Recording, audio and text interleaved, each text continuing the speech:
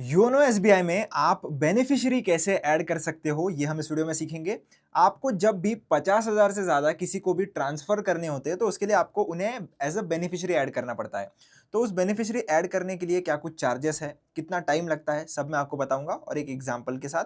तो सबसे पहले आपको ना लॉगिन करने के बाद होम वाले सेक्शन में आना है और इधर आने के बाद बैंकिंग वाले सेक्शन में ही आपको नीचे फंड ट्रांसफ़र नाम का एक बटन मिल जाएगा, उसके ऊपर क्लिक कर दीजिए।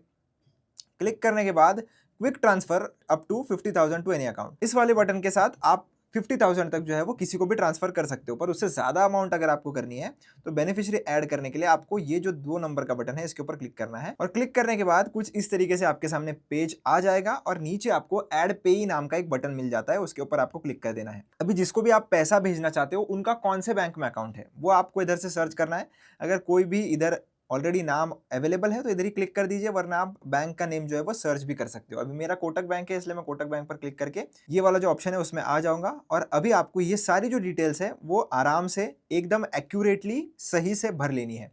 आईएफएससी कोड लगता है, अकाउंट नंबर डालना है, उसके नीचे वापस एक बार अकाउंट नंबर डालना है, फिर अकाउंट का नेम क्या है उसको वेरीफाई करना है और अगर आपको कुछ उसको निकनेम देना है तो वो आप दे सकते हो, नहीं भी देना है तो भी चलेगा।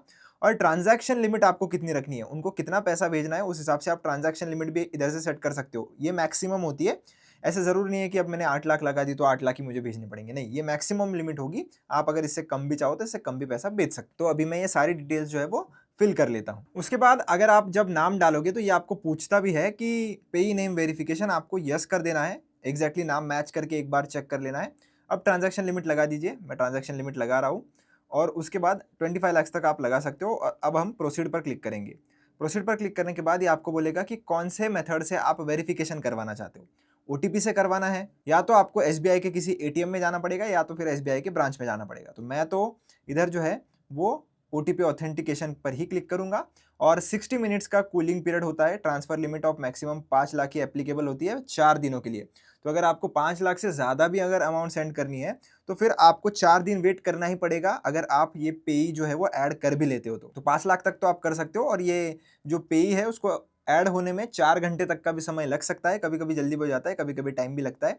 पर अगर जल्दी हो भी जाता है तो 60 मिनट्स का कूलिंग पीरियड है, तब तक आप पैसे नहीं सेंड कर पाओगे, उसके बाद ही कर पाओगे। तो अब हम प्रोसीड पर क्लिक करेंगे और जो भी ओटीपी आएगा वो ओटीपी आपको एंटर कर लेना है। ओटीपी एंटर करने के बाद सबमिट पर क्लिक कर दीजिए और इस तरीके से सक्सेसफुल जैसे ही हो जाता है, नाम आ जाएगा, मैक्सिमम लिमिट सब आ जाएगा। अब अगर चाहो तो आपको बैक आना है, इसके ऊपर क्लिक करना है, आपका पे इधर आ जाएगा और उसके सामने ऐसे पे का बटन आ जाएगा, उस पे पर क्लिक करिए और आप आईएमपीएस, एनईएफटी या आरटीजीएस जो भी करवाना चाहते हो, इंस्टेंट ट्रांसफर अगर 2 लाख करवाना है तो आरटीजीएस करवा लीजिए और 5 लाख तक का ट्रांजैक्शन है तो आईएमपीएस भी आप करवा सकते हो। अमाउंट यहाँ पर डालिए, आईएमपीएस या आरटीजीएस अपने अमाउंट के हिसाब से सेलेक्ट करिए, पर्पस सेलेक्ट करिए कि क्यों भेज रहे हैं पैसे इधर से, आपका जो भी पर्पस होगा। और आपको प्रोसीड पर क्लिक करके ये आपका पिन पूछेगा, पिन डाल देना है, पैसे ट्रांसफर हो जाएंगे।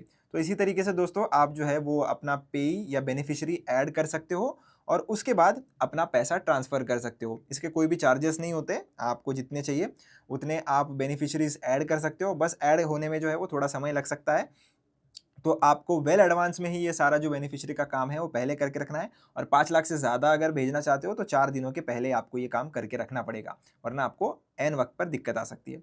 आई होप ये वीडियो आपके लिए हेल्पफुल था। वीडियो पसंद आया तो चैनल को सब्सक्राइब करना, वीडियो को लाइक करना। मिलता हूं नेक्स्ट वीडियो में। धन्यवाद।